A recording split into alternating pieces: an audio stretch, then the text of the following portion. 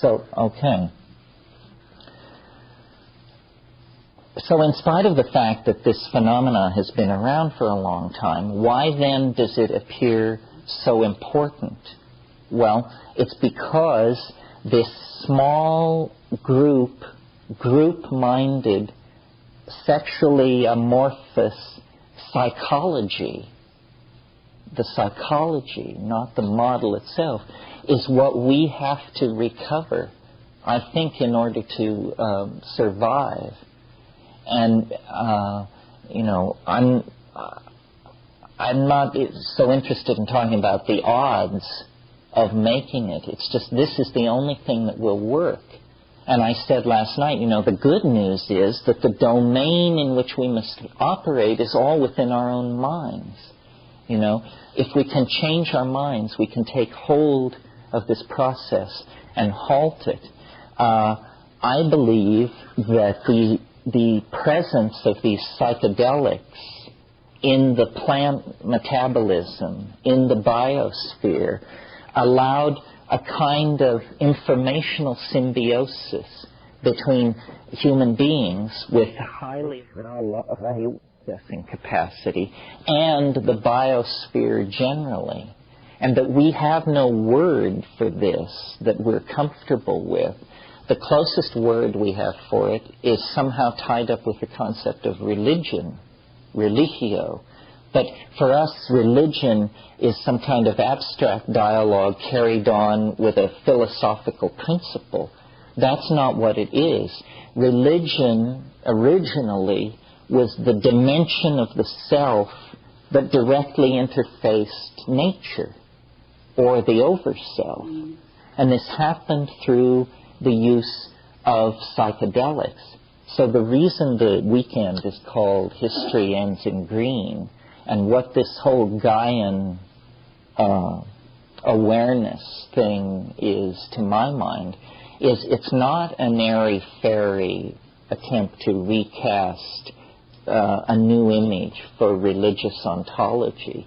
It's the actual discovery of the minded presence of the planet, which has always been here, which is real. It's an existential fact, like chlorophyll or, the moons of Saturn. The planet has a biological mind of some sort. Once you articulate this notion, it doesn't seem that unlikely. After all, the planet is clearly a boundary-defining topology. It's had 2 billion years to, make itself metastable, undergo all kinds of autopoiesis. We see the evidence of this around us in the form of the climaxed biome of the planet. We see that biology and water chemistry has been very active. But what we don't see is that as active as the chemistry of water or electron transfer have also been the invisible alchemies of, call it spirit, call it mind, call it the morphogenetic field, whatever it is, and that is the frontier of our awareness. Every society in history has had the erroneous belief that it just required 6 more months and 5% more data, and then they would have a full picture of reality. But, the fact of the matter is, our society at its present state of sophistication, we have the only science we have that can be given any serious creditability at all is physics. The most primitive of all sciences, the science of momentum and moving bodies in 3-dimensional space. When you move on to biology, essentially what we have are a series of interlocking fables and a few bright spots of light in certain areas. When you move on to psychology, what you have are shouting charlatans, each claiming domain over their own special area. I mean, it's like a medieval fair. So the belief that our intellectual maps are somehow adequate is just whistling past the graveyard. And the way we have achieved this illusion of good maps is by tossing out all the disturbing and unintegratable phenomena. For instance, dreams were trivialized and ignored for centuries. Madness was something that you can find away, like criminality. It was not to be looked at. Sexuality, I don't have to remind you that as recently as 120 years ago, people were putting bloomers on piano legs to preserve youth from impure thoughts.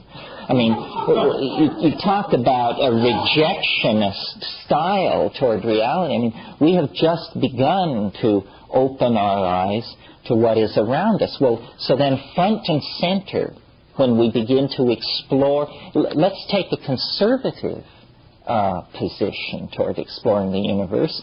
Let's explore from the center outward.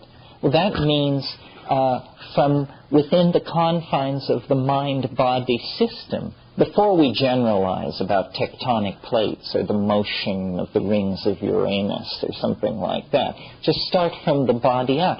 Well, immediately you discover total terra incognito. Psychology it gives us a flickering model of ordinary consciousness under ordinary circumstances, and everything else is up for grabs. And then we discover that, at the center of human concerns is this weird itch about invisible worlds and higher order entities and sources of hidden knowledge. And we've discovered that people have been at that for 100,000 years. And the centerpiece technique, which is to trigger these non-ordinary states of consciousness, with all our sophistication, we have no better grip on what this is than people in the late Neolithic. They knew more than we did because they'd logged more time on in the real modality. I mean, we have models. We say, the drug molecule is translocating to the synapse and displacing ordinary neurotransmitters and raising, therefore, the endogenous level of electron spin resonance. This is not any kind of explanation about what's going on. This is just the chant, the incantation, But the people who are logging time in there, they come back with maps of reality that fit very uneasily with our cheerful Cartesian, Democritean, atomistic, causal, entropic models. And they say, no, the universe is an infinite honeycomb, each honeycomb ruled over by different spiritual forces, each commanded through different languages, magical techniques, gestural repertoire. Everything is language. Everything holds information for man. Everything is somehow constellated on the presence of observing mind. Well, in the West, we thought we got cosmogonic myths with the Ptolemaic universe, even before Copernicus. But now it turns out that the centrality of mind gets reintroduced, not only by the evidence of the psychedelic experience, but, for instance, the school of scientific philosophy of science around L.L. White and people like that have pointed out that if you use as your index complexity, then you suddenly discover that human beings have moved back to the very center of the universe, that the most complex physical material in the universe, in terms of density of connectedness, is the human cerebral cortex. That if novelty and density of connectedness is what is being conserved, then somehow we are central. Well, so then, other issues are raised. If we are central, then the modern model of history, which is, I don't know if it's ever been explicitly stated for you, but the modern model of history is that it is trendlessly fluctuating. This is the largest structure in which we find ourselves embedded call it the last 10,000 years, and the best guess of the people who spend the most time looking at it is that it trendlessly fluctuates. That means it's like a drunk on a random walk. You see that processes are channeled toward conclusions. That in the evolutionary, well, leave that aside for a minute. In the realm of physical chemistry, you see that the progressive cooling of the universe allowed more and more complex chemistry. First, electrons could settle down into stable orbits around atomic nuclei. Then molecular bonds could form. At still lower temperatures, polymerization could form, and therefore templating-type molecules like DNA. The universe seems to be an engine for the conservation of complexity until we reach the social sciences, where they want to tell us that history is just dropped into this process willy-nilly, is not fractally modeled on anything that precedes it, does not express an internal coherence, and is a completely trendless process. Yet notice that this completely trendless process is atomically composed of the most complex material organization in the universe, the human cerebral cortex. Well, I mention this because part of what I'm interested in with this weekend is trying to get a handle on, what is history? What does it mean? It began only 1,500 generations ago, which if we were fruit flies would be 3 weeks ago. So, it's not something really basic to human beings, but it's a process that got started about 1,500 generations ago, and it's clearly a cumulative runaway process. It's going on outside the realm of ordinary genetics. Ordinary genetic change is very conservative and slow. This is a cancerous type process, but in the cultural domain, it's an epigenetic process, meaning it's not scripted in the genes, but like writing and TV and painting, it goes on outside of the genes. Well, where does it go on? Well, it goes on in the domain of language. And to my mind, language is the critical area to focus on in terms of where the psychedelics are operating, and how, if our interest is to trap them doing their elfin work, then the place to look is in the domain of language. Why? Well, first of all, look at what language is. It's a weird kind of ancillary add-on process to the human organism. No other monkeys do it in quite the same way.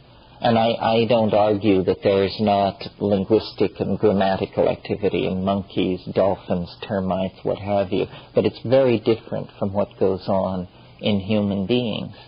Obviously, for instance, you probably know that the soft palate of the human being drops lower in the fetal form than in any other primate by 40% or something. The embryological interpretation of this is that the human animal is hardwired for language.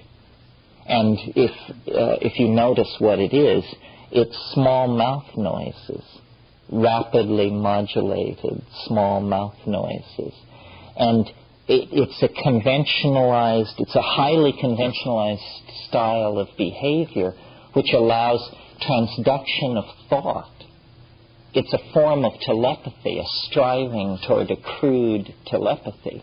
Because if you analyze what's happening in the linguistic act, it's that we've all gotten together and we agree that there are these small mouth noises, and we agree that a given set of small mouth noises means a certain thing. And we've spent so much time together and so conventionalized our responses to each other that your dictionary of small mouth noises is theoretically supposed to match my dictionary of small mouth noises. So the words going through the air impinge upon your ear. You make a rapid search of your dictionary, and you come up with what you assume is a one-to-one match. And we rarely get together to check out just exactly how good a match it was. Occasionally someone will ask a question, and we will see that they understood that the match, and so the match was good. Because I see a lot of transcripts of my talks, I know that typists hear the most amazing things, and without ever questioning what they hear, they type these things that when I read them, they're complete malapropisms.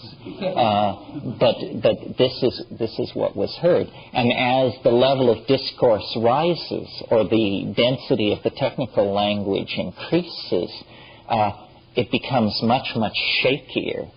I mean, I just had the experience of lecturing in Czechoslovakia, in Prague, to the Film Academy. And, you can go a long ways on sincerity, but there's a long ways still to go. Just nodding and smiling doesn't do it. Especially when the concepts are fine-tuned, and it's where they're fine-tuned that they're always interesting. It's in the nuances of it. Well, I think probably that this activity was originally stimulated by the use of psychedelics. That, in fact, most of what is human about us has to do with the presence of psychedelic and mutagenic compounds in our diet when we made the transition from being fruitarian, vegetarian, arboreal tree dwellers to becoming, nomadic pastoralists. If you think about it, you can see how this would work quite neatly. The reason animals specialize their diets is to hold down the amount of exposure to mutagenic chemicals. So most animals have highly specialized diets. That's because then they can develop pathways to sequester mutagens or to just avoid the exposure to them initially. But if you put pressure on an animal, on its original food source, where it's actually facing a situation of possible extinction or dietary transformation, it will begin experimenting, expanding its repertoire of foods. Well, this brings exposure to mutagens in a very steep curve, and this means consequently more expression of mutagenic genes become available for natural selection. And so this is the situation in which you might then see a sudden punctuated movement forward in the evolution of adaptive traits of the organism. Well, how this worked in the early human situation was drying up of the African continent forced protozoal types onto the grassland, where they began foraging for, and insects had been part of their diet in the canopy situation. They began foraging. It's also thought they began perhaps predating on carrion kills killed by larger carnivores like lions. In any case, they began forming a relationship that had them following along behind these evolving ungulate herds of mammals on the African veldt. And in that situation, they encountered the coprophytic mushrooms, the mushrooms which grow in cow dung preferentially. And many of these contain psilocybin.